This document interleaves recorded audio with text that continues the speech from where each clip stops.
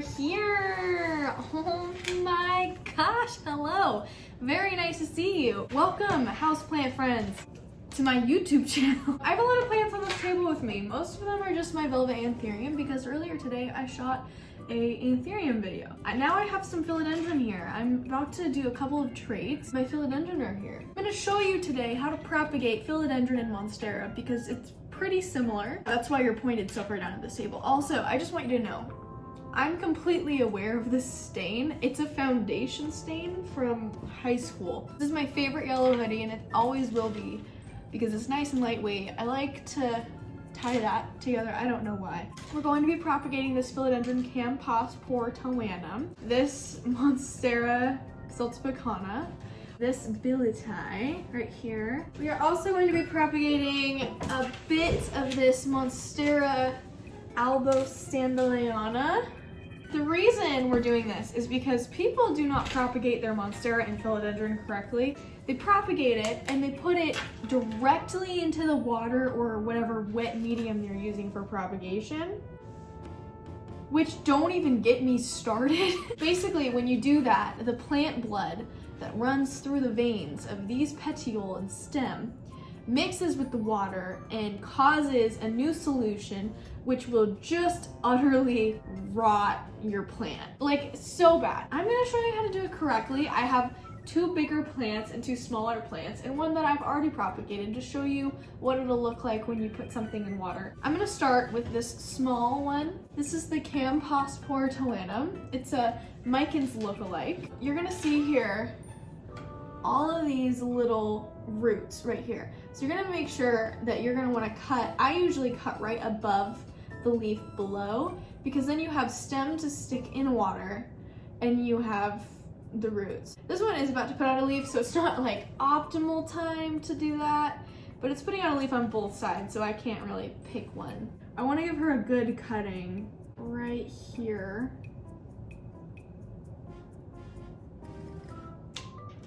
Okay, here's our cutting. Pretty sizable. It's got a 5th leaf that's gonna come out. And we have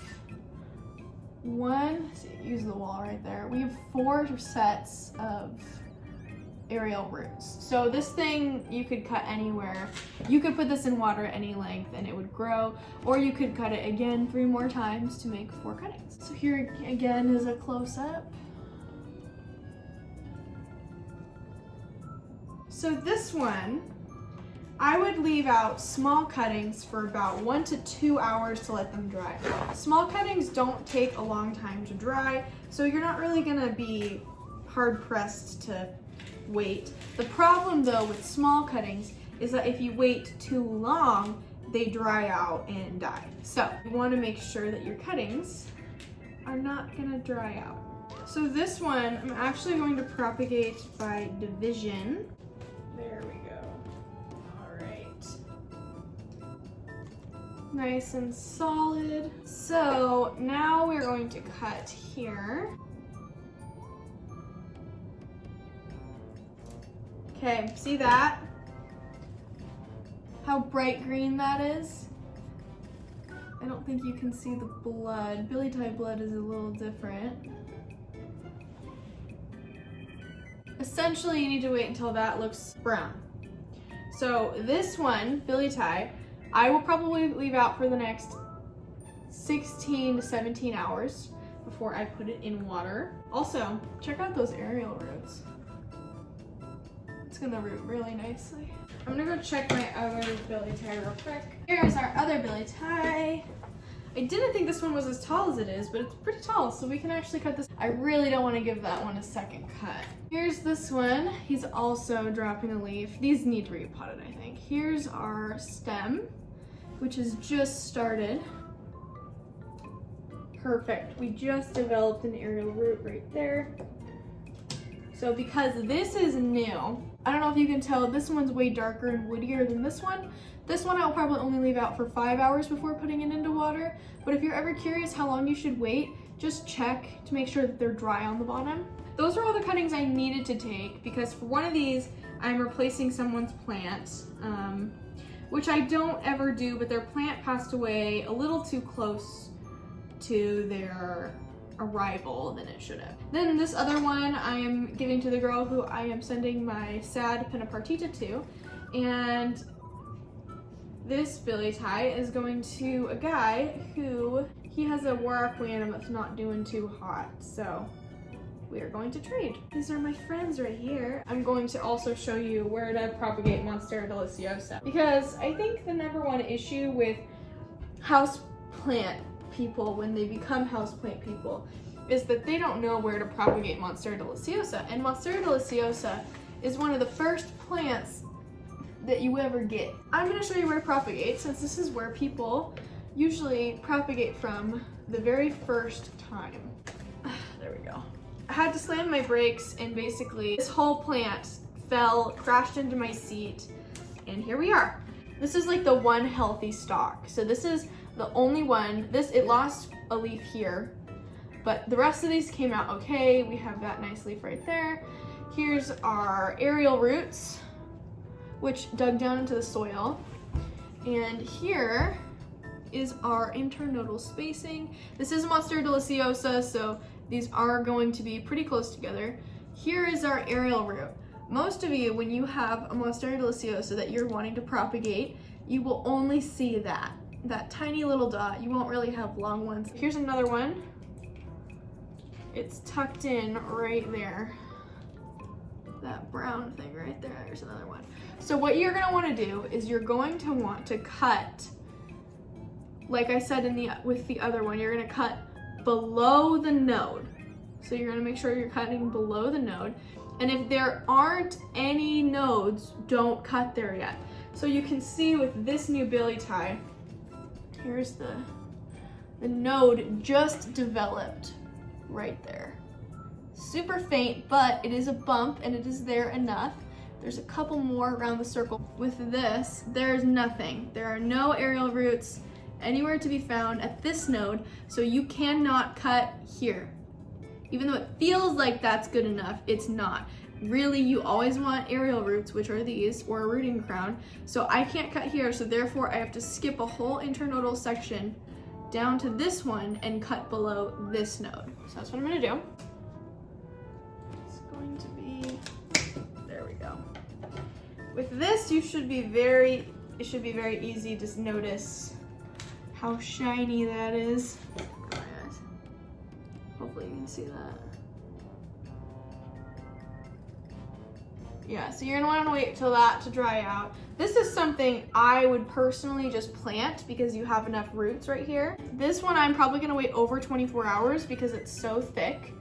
You should judge how long to wait by your experience and how long you've had to wait for things I'm gonna take this off because we don't need that.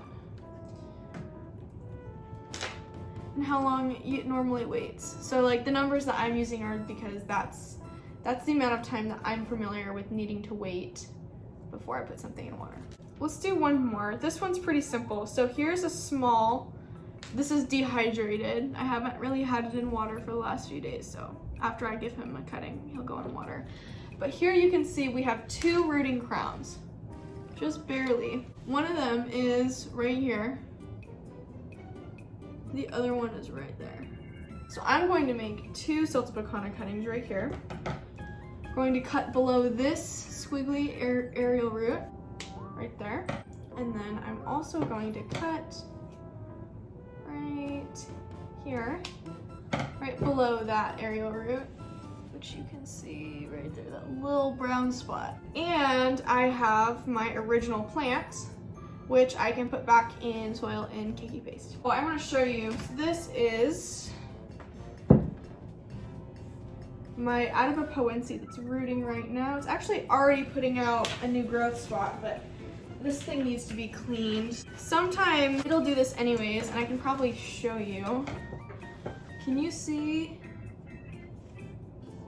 Oh, it's gonna be so hard. Can you see the grossness in the water? Kind of around, yeah, you can barely see it. It's this cloud that kind of follows the Adabapoense stem. That's not good. That usually is a sign of rot, and it smells horrible, so you're always gonna wanna wipe that off whenever you see it. our growth point. It's already out. I'm gonna get a little closer. Here's our growth point right there. It's already sticking out a good amount. And here's what the bottom will look like when you go to put it in water. Instead of being green, it'll be that brown color. Checking for some rot. Yeah, it looks like this aerial root started to rot. So we're trimming that back. If you put your plant in water and it grows roots, and then for some reason those roots start to rot, what you can do is trim back the roots, pick a new jar, different jar, wait again. This was what I had to do with this. So this is a failed propagation. This is my Monstera deliciosa albo. And that is root rot, that big dark top right there. And I mean, the thing's dead, like that's dead. It did start to put out a root, that little tiny tan thing. I would reach over, but I don't want to drop the gross rot water. This had a really long stem. When I first propagated it, it was about out to here. It curved this way. And then it kept rotting, so I had to keep cutting it back. Whenever you cut it back again, whenever you remove a petiole, anything that's gonna be submerged in water, you have to then leave it out again before you can put it back in water. Otherwise, it's gonna rot anyways. Thank you so much for watching. I hope that this video was beneficial. Hello.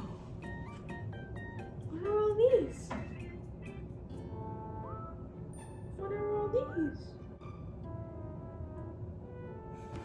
Thank you guys so much for watching. Please make sure to like, please subscribe, please tweet me at PlantMeAshley.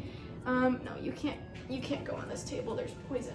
Please tweet me at PlantMeAshley. Please turn on the notification bell so that you are notified every time I post a video, which is every single day. I'll see you guys tomorrow. Bye.